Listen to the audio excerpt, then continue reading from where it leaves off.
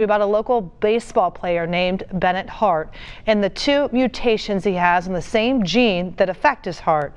Now we return to the moment FAIRBORN's baseball coach made a panic call to athletic trainers.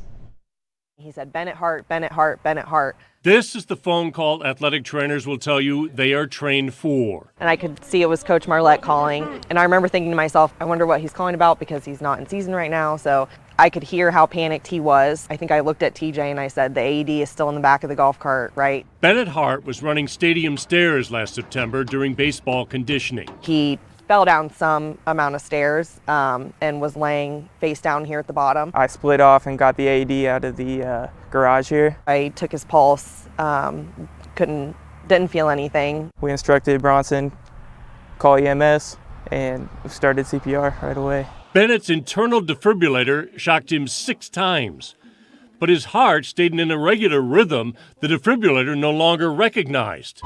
Call for help. The AED the trainers put on him shocked him 2 more times. That last shock, that number 8, actually revived him to come around as far as giving him a pulse. The survival rate of out-of-hospital sudden cardiac arrest is about 1 in 10.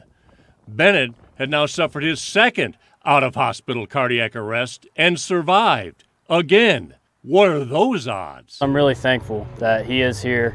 I'm really thankful that JACI and TJ were there and able to come, at the drop of a hat. But Jim and Amanda understand the odds. We're not going to live life dictated by this issue, or we deal with it, we live with it, and we move on. We had people telling us that day that we had saved somebody's life, and it didn't feel like that to me. I was full of dread about it, honestly, because we didn't know what the outcome would be. It didn't feel like an accomplishment. It felt like we did our job and we did the best that we could do at that point. The athletic trainers, the baseball coach, and several others were honored for their actions that day. They followed their emergency action plan just as they had practiced. Now they're thankful beyond words, even for the small things. It's helped me look at life in a different perspective, more open, that it's not all just one thing, and taking life every moment for granted because anything could happen at any time. This is the boy who keeps beating the odds. I could feel really lucky, or it could be really unlucky. I'm not really sure. Now he is a bowler and manager for the baseball team. Pretty lucky that I go to this school that has AEDs and athletic trainers, because I wouldn't be here without them. BENNETT HART's heart rate must not raise above the 120 to 130 beats per minute threshold. If it does, his heart could be at risk for another life-threatening emergency. Yeah. Wherever he goes now, Carried around with him. he carries his own AED. Gary Miller, Local 12 News.